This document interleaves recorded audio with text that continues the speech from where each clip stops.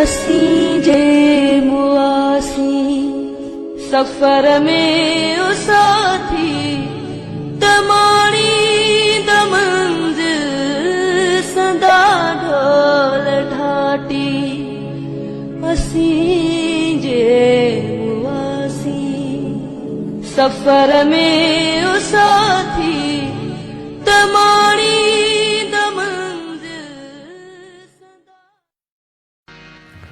ही मुड़स त मरणो कोन हुयो ॼण नील कमल सां धोखो थियो। 10 अगस्त 1959 ईस्वीअ ते रतोई देरे में जन्म वठंदड़ हिक मासूम जे बारे में कंहिं थे ॼातो त अॻिते हली ही सिंध जो वॾो सॾजंदो। बशीर खान कुरैशी जीअं ई फ़क़्र सैयद खे अपनायो आख़िरी वक़्त ताईं साबित क़दम रहियो। बशीर खान कुरैशी साईं जीएम सैयद खां पोइ सिंध जो वाहिद क़ौम परस हुयो जंहिंजा आशिक़ नौजवान तोड़े पीर सन बि हुआ।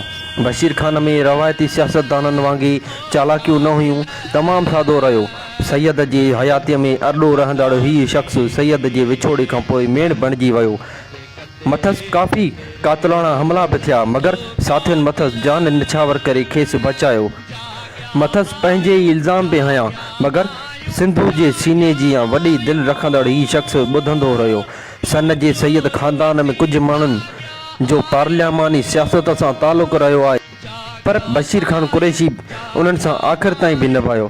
सन संदसि काबो हो जिते हर साल अची पंहिंजे रहबर जी मज़ार ते तवाफ़ कंदड़ ही इंसान सैयद जे फ़िक्र ते पूरो अमल कंदे अदम तशद्दुद ते क़ाइमु रहियो। शायदि ई सिंध को मसइलो हुजे जंहिं ते बशीर खान न ॻाल्हायो हुजे। क़बीलाई तकरारनि जे ख़ात्मे लाइ अलामा ख़ालिद महमूद सुमरो सां गॾु न्याणियूं ऐं लतीफ़ जे रिसाले सां मेड़ वठी वेंदड़ हिन शख़्स खे झेड़ींदड़ दुरियूं मान ॾेई खून माफ़ करे छॾींदियूं हुयूं। गर्मी तोड़े सर्दी में जदोजहद कंदड़ हिन शख़्स खे जॾहिं कमू शहीद ते मोहतरमा बेनज़ीर भुट्टो ऐं सैयद इमदाद शाह जी अॻुवाणी में ख़ताब न करणु ॾिनो वियो त कारकुननि एहतजाज करे बशीर खान खां ख़ताब करायो। इन ख़ताब दौरान ई मोहतरमा बेनज़ीर खेसि आख़िर ताईं गौर सां ॾिसंदी रही। संदसि पहिरीं ऐं आख़िरी ख़्वाहिश सिंध जे मुकमल आज़ादी हुई। कराची में कयल शानदार आज़ादी मार्च ई संदसि मौत जो सबबु थियो। बशीर खान समाजी वासा बि खूब निभाइणु ॼाणींदो हो। पंहिंजे ई कारकुननि जे मालिकी कंदड़ हिन शख़्स जॾहिं आज़ादी मार्च कंदे आलमी ताक़तुनि खे मुदाख़लत जी अपील कई त अमेरिकन कांग्रेस मथसि ध्यानु ॾिनो ऐं पाकिस्तान जी रियासत बि बशीर खान मां ख़तरो महसूसु करणु शुरू कयो। जॾहिं रियासत खेसि आख़िरी दफ़ो गिरफ़्तार कयो त शक इन पक में यकीन थी वियो त हिन गिरफ़्तारी पोयां ज़रूरु को अहम सबबु ई आहे ऐं खेसि स्लो पॉइज़न सबबु राह तां हटायो वियो।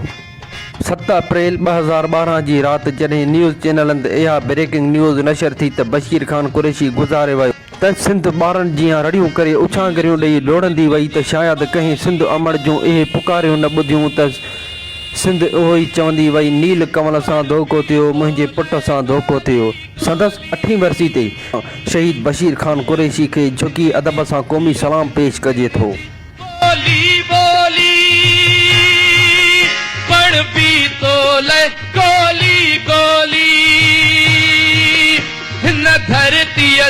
हिन धरतीअ जे मज़लूम समूरन सिंधिन जा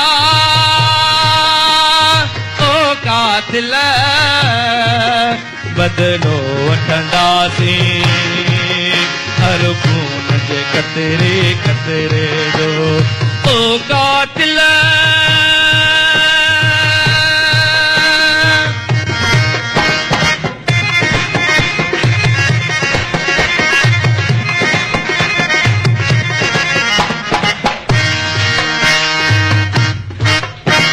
सूलिया मुंहिंजा मोर चढ़िया तैं सूलिया तुंहिंजो वारो हे मुंहुं होशू चढ़नि प्यार दिलदारनि जा ओ कातिल